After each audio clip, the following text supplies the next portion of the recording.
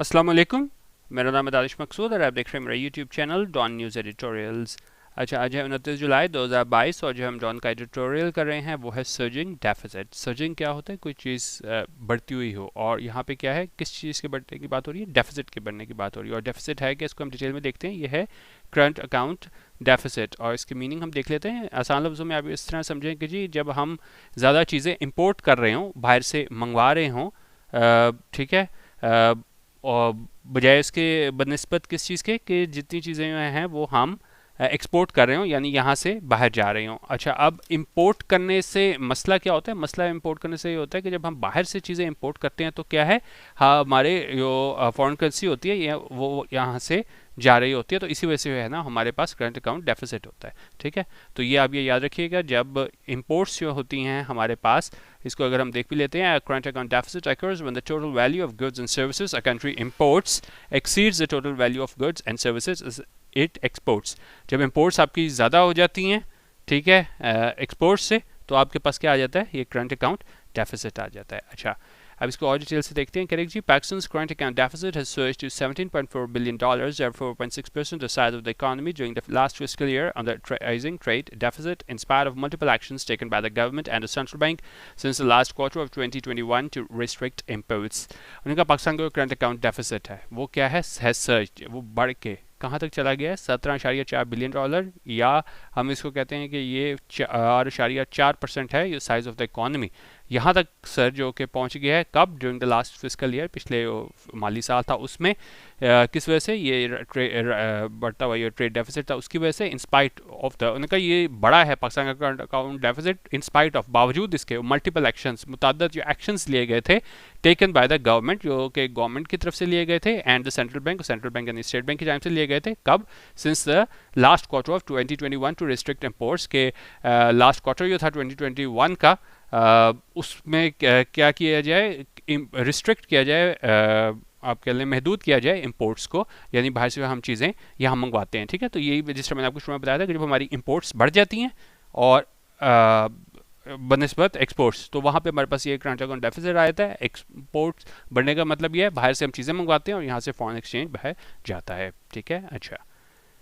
आगे देखें। कह रहे हैं कि जी, the growth of exports and remittances sent home by Pakistanis living abroad did somewhat help close the gap, but elevated international commodity and oil prices meant that the country would spend more on its energy and other imports। अच्छा, अब ज़ाहिर है जब imports आपकी बढ़ रही हैं तो आपको क्या करना पड़ेगा कि जी, आपको कुछ ऐसा करना पड़ेगा कि आपकी एक्सपोर्ट्स में इजाफा हो, यानी यहाँ से आप चीज़ें बाहर भेजो, उसमें इजाफा हो, और क्या हो, और आप इसको कह सकते हैं कि रेमिटेंसेज आएँ। ठीक है, क्योंकि रेमिटेंसेस भी आते हैं तो क्या है, बाहर से हमारे पास ज़र मुबादला आता है। तो उनका ये ग्रोथ है, इजाफा हुआ है एक्सपोर्ट्स में, यानी यहाँ से हमने चीज़ें बाहर भेजी हैं, and remittances sent home by Pakistanis, और ये पैसे इधर भेजे हैं पाकिस्तान में किन लोगों की जानिब से, लिविंग अब्रॉड, जो बाहर रह रहे हैं। Did somewhat help close the gap, उसने किसी हद तक जो है ना वो इस गैप को कम किया। बट एलिवेटेड इंटरनेशनल कमोडिटी, लेकिन एलिवेटेड होता है कि ग्रेटर देन नॉर्मल, हद से बढ़ी हुई। ठीक है, ये एलिवेटेड इंटरनेशनल कमोडिटी और ऑयल प्राइसेस थी। ठीक है, मेंट डैट, इसका ये मतलब हुआ that the country would spend more on it's energy, के मुल्क जो है वो ज़्यादा खर्च करेगा अपनी एनर्जी और दूसरी इंपोर्ट्स पे। जिस तरह आपको पता है कि जी, इंपोर्ट्स में ज़्यादा से ज़्यादा तो हमारे पास ये हम ऑयल जो हमें इंपोर्ट करना पड़ता है, उस वजह से इशू आता है करंट अकाउंट डेफिसिट में, क्योंकि जिस तरह ये हमारे पास डॉलर का रेट बढ़ा है, और तो उसकी वजह से ज़ाहिर है हमारा जो ये डेफिसिट है वो मज़ीद क्या है, बढ़ गया है, जो फिगर से भी ज़ाहिर हो रहा है। ठीक है, अच्छा दी किधर गया? करेंगे जी, the higher prices and 33% spike in imports from the petroleum group more than double the country's oil import bill to $2.9 billion in June from $1.4 billion in May, the central bank said, and pushed up the month-on-month trade deficit by 27% despite a drop in non-oil imports. उनका ये higher prices थी, और 33% spike होता है इजाफा, किसमें? Imports में। किस चीज़ से? From the petroleum group, more than double the countries oil import bill. इस सब चीज़ ने क्या कर दिया, मुल्क का जो इंपोर्ट बिल था उसको डबल कर दिया। कहाँ तक ले गया? $2.9 बिलियन तक ले गया जून में, और कहाँ से? From $1.4 billion in May 1.4 billion से जून में ये $2.9 बिलियन तक ले गया। दी सेंट्रल बैंक सेड, ऐसा सेंट्रल बैंक ने कहा, स्टेट बैंक ने कहा, and pushed up the month on month trade deficit, और इसको ले गया, इजाफा करके ले गया month on month trade deficit को कितने बाय कितने से 27% से, despite a drop in non oil imports. इसमें मैंने आपको बताया कि जी ऑयल सबसे ज़्यादा हमारा कंट्रीब्यूटिंग फैक्टर होता है जिसकी वजह से हमारा डेफिसिट ज़्यादा होता है हमारा। लेकिन उन्होंने कहा बावजूद इसके जो है ना ड्रॉप हुई, कमी हुई नॉन ऑयल इंपोर्ट्स में, उसके बावजूद जो हमारा जो ट्रेड डेफिसिट है वो कहाँ तक चला गया, 27% तक चला गया हमारे पास। ठीक है, अच्छा अब कह रहे हैं जी surging current account deficit amid depleting dollar inflows from multilateral and bilateral lenders as well as shrinking foreign investment have brought the foreign exchange reserves and rupee under enormous pressure over the last several months, stoked rapid inflation, forced the state bank to boost borrowing costs to a multi-year high and eroded investor confidence in the economy. उनका surging current account deficit, ये बढ़ता हुआ current account deficit है एमिड किस दौरान, depleting dollar inflows के कम हो रहे हैं हमारे पास डॉलर इनफ्लोज, यानी कि डॉलर हैं वो कम आ रहे हैं कहाँ से, from multilateral and bilateral lenders, यानी कि मल्टीलैटरल लेंडर्स हमारे पास किस तरह हो गए, वर्ल्ड बैंक हो गया, IMF हो गया, एक तो वहाँ से हमारे पास डॉलर कम आ रहे हैं, और क्या है बायलैटरल लेंडर्स, ये दो तरफा जो हमारे फ्रेंडली ममालिक होते हैं, दोस्ताना ममालिक हैं, वहाँ से हमारे पास कम डॉलर्स आ रहे हैं, एज वेल एज साथ ही साथ जो है श्रिंकिंग फॉरेन इन्वेस्टमेंट, जो फॉरेन इन्वेस्टमेंट है वो भी क्या है श्रिंक हो गई है, कम हो गई, वहाँ से भी हमारे पास क्या है एजर मुबादला नहीं आ रहा। Have brought the foreign exchange reserves and rupee under enormous pressure, वो ले आया है फॉरेन एक्सचेंज रिजर्व्स को और रुपी को अंडर इनॉर्मस प्रेशर, उस पर क्या है बहुत ज़्यादा प्रेशर आ गया over the last several months, पिछले कई महीनों में। स्टॉक रैपिड इन्फ्लेशन, इसकी वजह से है वो हमें बहुत ज़्यादा तेज़ी से है ना वो इन्फ्लेशन देखने को मिली है। First state bank to boost borrowing cost, और इसने मजबूर कर दिया है स्टेट बैंक को कि वो इजाफा करे बोरिंग कॉस्ट में to a multi year high, ये मल्टी ईयर हाई तक इनको अपनी बोरिंग कॉस्ट में इजाफा करना पड़ा है। And eroded investor confidence in the economy, और उसने इरोड कर दिया, ख़त्म कर दिया है इन्वेस्टर कॉन्फिडेंस, एतमाद इन्वेस्टर का किस में, इन द इकोनॉमी, मैशत में। अच्छा अब सारी चीज़ों में अब देख रहे हैं कि हमने देखा है किस तरीके से ये है ना क्रेडिट अकाउंट डेफिसिट, खासतौर पे ये ऑयल को लेके जो हम इंपोर्ट करते हैं उसकी वजह से डेफिसिट में इजाफा होता है। तो उसके बाद हम देखते हैं कि जी गवर्नमेंट की क्या पॉलिसी है, फाइनेंस मिनिस्टर मिफ्ता इस्माइल क्या कहते हैं। अभी कह रहे हैं जी finance minister Miftah Ismail recently said a policy plan would soon be in place, और उन्होंने कहा जो फाइनेंस मिनिस्टर है मिफ्ता इस्माइल वो हाल ही में उन्होंने कहा है कि जी ज़रूर एक पॉलिसी प्लान जो है ना वो एक होगा इन प्लेस, यानी कि यकीनन उसके तहत जो है ना अमल इख्तियार किया जाएगा। Imports will go down gradually and exports will be up organically within 3 months. उन्होंने कहा जो imports हैं वो क्या है नीचे जाएंगी gradually but the reach and exports will be up organically, के exports जो हैं वो बढ़ेंगी हमारे पास organically within 3 months, के 3 महीने में के अंदर बढ़ेंगी। अच्छा अब organically क्या होता है कि आप मसनूई तरीके से ना करें, आपने बड़ी दफ़ा फेसबुक वगैरह और उस पर यूट्यूब पे देखा होगा कि जी ये आपकी पोस्ट रीच हुई है ऑर्गेनिकली, आपने ऐड वगैरह दे के मसनूई तरीके से नहीं अपनी रीच बढ़ा ली। तो यहाँ भी ये बात कर रहे हैं कि जो हमारे एक्सपोर्ट हो है ना वो मतलब कोई आर्टिफिशियली नहीं, कोई एक अपने आप से खुद से है ना वो बढ़ जाएंगी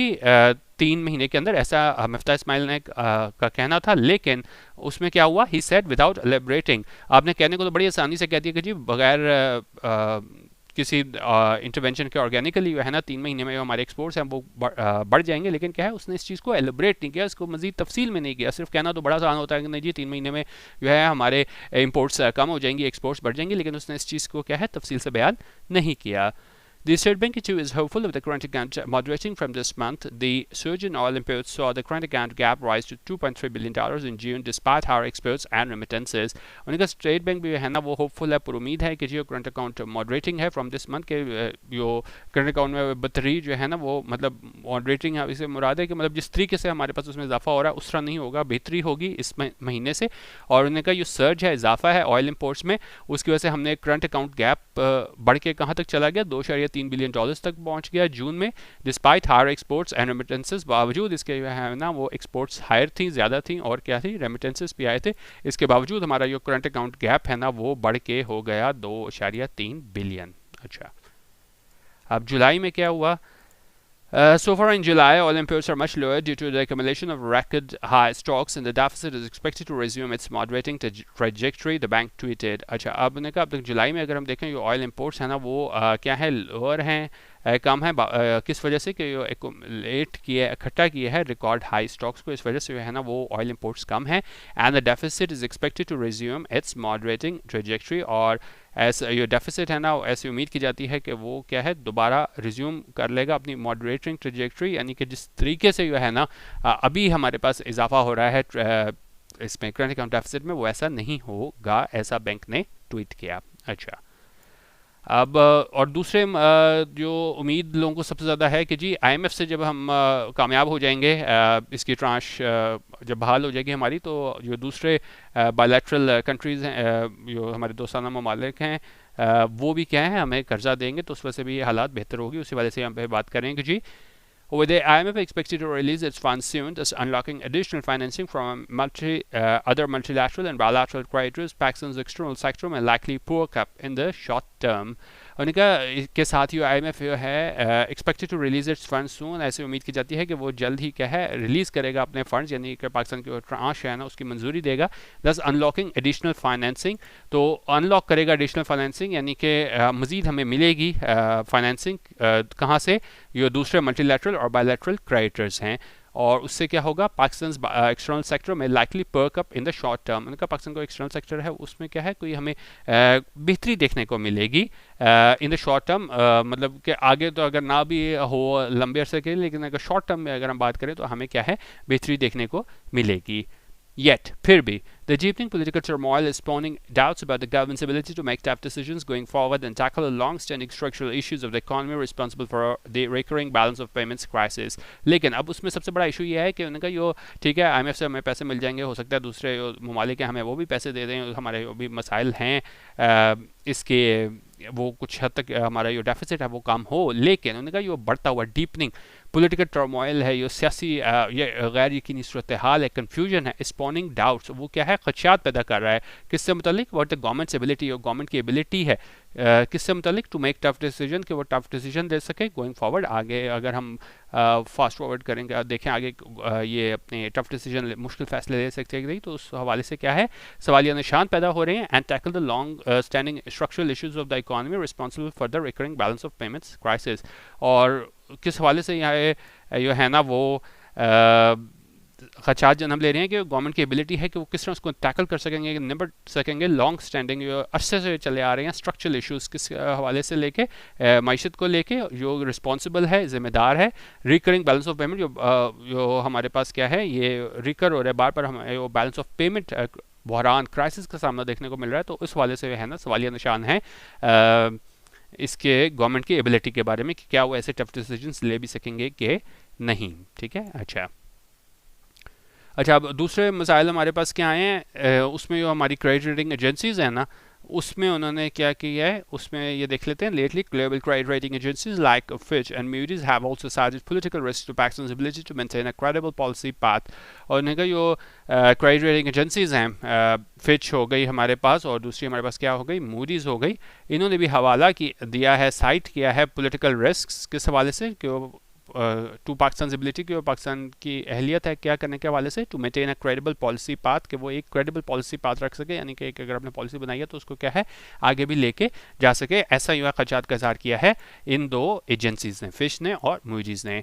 It will be unfortunate if the country digresses from the stabilization path and fails to address structural impediments to exports and FDI because of this opportunistic politics being witnessed at the moment. उनका ये बड़ी बदकिस्मती की बात होगी, unfortunate होगा कि अगर ये मुल्क है ना वो डाइग्रेस कर देता है। डाइग्रेस होता है कि आप अपने रास्ते से हट जाते हो, और ये किस रास्ते से हटने की बात हो रही है फ्रॉम द स्टेबलाइजेशन पाथ, कि वो ये एक मुस्तहकम